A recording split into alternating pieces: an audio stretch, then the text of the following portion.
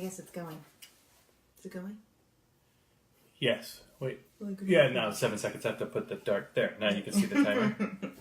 Yeah, okay, well, I guess Sorry. Facebook Live is That's having some issues, of course, right when we were going to post today. So. Yeah, stupid Facebook. Stupid What's Facebook. wrong with you? Can't you get your servers to work for 1 billion people all of the time? Never going down. Anyway, so we're just doing a video today, and we will post it. Obviously, you're here seeing it, so we're posting it on public, and we'll post it on private, Ooh, and on our private, and on our all of our social medias. Is this one public? Yeah. Oh, we have social medias? Yeah. Bunch of the boats of them. All right. Bunch of So boats. we were discussing what is the common thread with almost every couple that we coach. And it is Everyone seems to be doing everything in the house. all of the time. All the time. Everyone. I do everything. I do everything. And you don't help around we here. get You that leave your from underwear on the floor. both people Yes. occasionally, which is hilarious. I Yeah. feel like I'm doing everything. Well, I feel like I'm doing everything. Okay, clearly No one's doing anything. Yeah. something's going on there. Yeah. So we've kind of gotten this down over the last few years, but honestly, after 20 years, we're not perfect at it. And Whatever. We're perfect at everything. You had perfect sex last night because of me. All right. okay, then. This is the public one. Anyway. Heck yeah, that should be public. There's a lot to this topic. Yes, because there's a whole lot, and we're just gonna shoot. we are, because it everybody does things differently. And our way is So, the best way. No, it's not. It may be for some, it may not be for others. I wrote a blog today, and you can see it on our haveamarriage.com. It's under step 1, have a marriage, because we think working up a chore chart is kind of the basics of you move in together. Who's going to vacuum? Who's going to cook? Who's going to clean? Who's going to do laundry? Who's going to do what? I'm just wondering how to get to step 3, because that's where I want to live in step 3. I know, but we're not there today. Oh, what? Step 3 is really deep and usually pretty personal and intimate. That's We're where at you tie step each other 1. up and smack each other around a little bit. Wow. Anyway, but step 1, have a marriage. If you're going to live with someone, even if you're roommates, somebody should be doing little bits of everything. And if everybody does something, things usually get done. Well, I think I did this when I grew up. You were a single one, so all you had to do growing up chore-wise is whatever your parents decided to tell you to do that day. Pretty much. Right? Yeah. So we had 5 people in our house. I have 2 older sisters. I am the baby. Anyways, so my parents would write down, we would just know what our chores were, and we'd have to do them at the end of the week, and if we did them, we'd get an allowance, and if not, my sister would steal my allowance anyway, so I'd end up just not getting anything. Thanks, Chris. Yes, I just called you out. Anyways, but if you do this correctly, then every person in the household has a job to do, which then no one's doing everything, and then it's just, I'm going to be stereotypical, usually Tammy yells at me when she's overwhelmed and feeling like she's doing everything in the house, picking up my socks, vacuuming, making dinner, showering me, all that other stuff, sponge bath. But, if you feel like you constantly do everything, you're not being appreciated for doing anything, so then that kind of compounds with the bitterness. And resentment. And then you eventually blow up and scream at everyone, and then everyone's like, Mom's on the warpath, just do the things she wants you to do and shut up! And it's not necessarily mom. Dad could be that way too. Yeah, both. Dad could be the one to do everything. And every now and then I do that same thing. I feel like I'm doing everything outside, like picking up my tools and putting them away, or cleaning up the garage, and Mow so the lawn. like usually, and like I said, stereotypical. The wife usually cares about everything inside, and the husband usually cares about everything outside.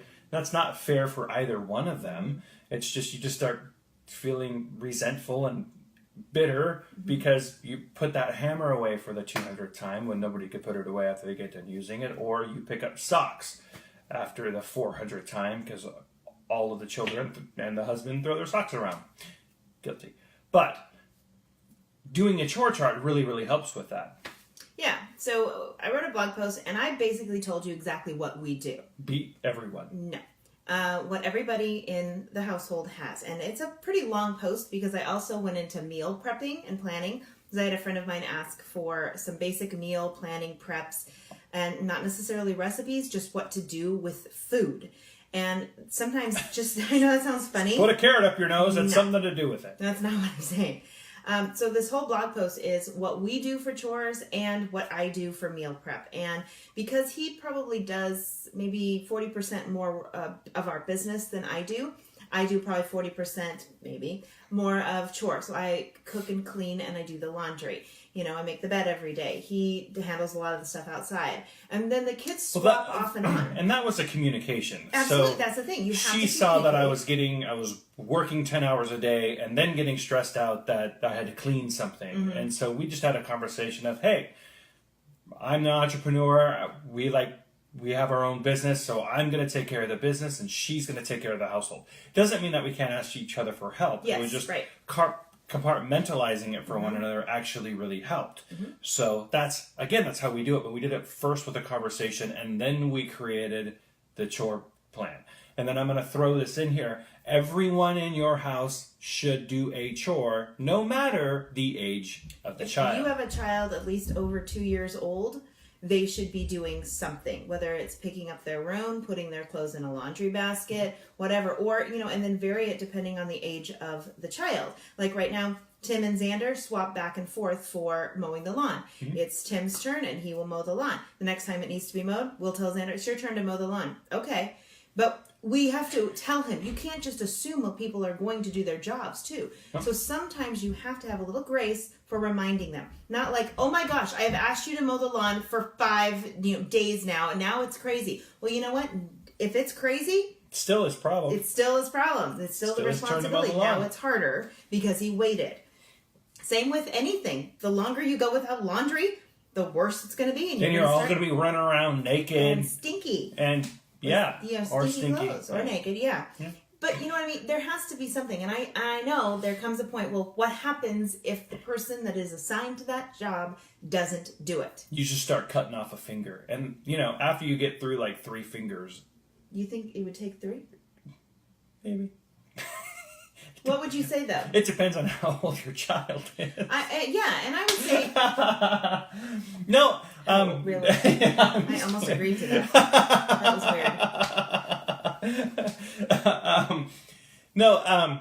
Usually we would get money for doing it, and that would help us also learn as a kid, and that would help us learn basically how to have a job. Mm-hmm. You do a job, and then you get money. And I know the people that's controversy. People are like, you live in this house, you have to do it. I'm not paying you to do stuff. You should be doing it, and that's okay because that's a conversation you need to have within your household. Right. Yeah, and so that's how we did it. Yeah, we don't pay our children to do chores. If they do above and beyond something, I will put stuff into their account. They have little accounts on our fridge, and if they do something extra special or go above and beyond, they might get an extra $2, $3, $5, whatever. So that's kind of how I do it. When I see them going above and beyond normal household things because they live here, this needs to happen. You know what? And if people are not following suit, like the laundry, Friday is laundry day, and I put this in the blog. If your laundry is in the laundry room on Friday, I will do your laundry. I won't fold it and put it away. I will dump it in your room, but I will do it. If you miss laundry day, you're on your own. Yeah. I'm not going to do your laundry for you. And we have 11 and 14-year-old. They could definitely do their own laundry. And this is how you prevent snowflake building. You give them responsibility and hold them accountable to that responsibility, regardless of their decisions. Mm-hmm. It's just it's real life. You know what? If you don't do your laundry, you're going to be stinky and not have any underwear. If Xander doesn't pick up the dog poop for a couple days, he's going to have more to do. Right. And if the kids are easy, because if they don't do it, you just cut things off. Pull the plug on the internet. Just kill Fortnite. Exactly. Kill it. But when your spouse is not picking up the slack, when they really need to, you need to... No, that's not a good idea. You need to go back to the list, because you need to argue with the list, not with each other. Hey, we agreed on this list, and I feel like I'm keeping up my end of it. Is there something I'm not doing? Are you... And we have grace, because he could come to me and goes, I am so stressed at work. I have a ton of extra things. For the next week, do you think you could help me with my work? And then I will pick it back up again. That's a very gracious thing to say. Rather than like, you don't do anything around here. Well, you have no idea what work is like. That causes conflict and problems and arguments and resentment. Rather than just having this conversation, yes, I'm really, really busy. Can you help me this week with this? And then next week, maybe if I have some time, I will try to help you. All right. Have a decent, calm rational conversation about it. And the reason why you're arguing against the list is that you're not arguing with one another. You do We've this, already I do agreed that. on the list. But all of that stuff is removed because you've agreed on the list. Hey, you said that you're going to mow the lawn and the lawn's not mowed. How come? And then at that point you can give grace. But argue against the list. And I would say since we're starting school, same exact thing. Have a list for your kids and your family so that you can argue against what's on the list. So for example, if Tammy wants me to make her feel more secure, she should have a list of practical things that I can do to make her feel more secure. And I can agree to that list and say, yeah, that's really easy for me to try. And then as I do them, and as they become habit, or if I fail, she can go back and say, here's this list. Not, you are not making me feel secure. It's right. back to the list, which then prevents a lot of conflict. Yeah.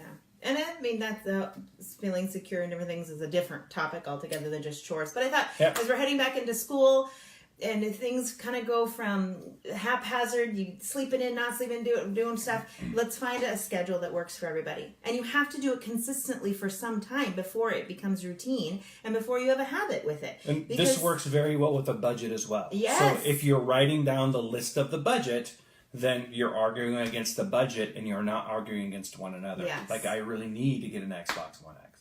It's not on the budget, so I can't get one. Right. That's how that works. But anyway, also meal prep is on there. So take a look at the blog post. It has a PDF you can download with a lot of really great food ideas with what's in season, what's on sale, what's in stock, and then throw a great meal together for everyone. So anyway, that's Instapots are good. Instapot. We love it. So, all right, we love you guys. So find something that works for you. Try a lot of different things. There are 1,000 chore charts out there that you can get. It doesn't have to be cheesy or juvenile for two adults to be grown-ups about it and go, hey, I live here. I will help you with this part of the house. It just makes logical sense. It really does. Really does. And it makes your household flow. Let's use a bit of logic in our marriage instead of just emotion. Yes. Yeah, imagine that. HaveAMarriage.com. HaveAMarriage.com, and this episode is brought to you by Datebox. If you go to getdatebox.com and you use the promo code HaveAMarriage50, you'll get... number 50? Yep, the number 50. You will get half off your first date. And go on dates. Maybe write that on a chore chart and switch between who's in charge of that date. Seriously, you can schedule everything till you get stuff down. Yeah, schedule sex. All right, anyway. Love you guys. Have a good day. Happy Labor Day. You can catch us on Instagram, Facebook, and Twitter at Have a Marriage. And goodbye. Goodbye.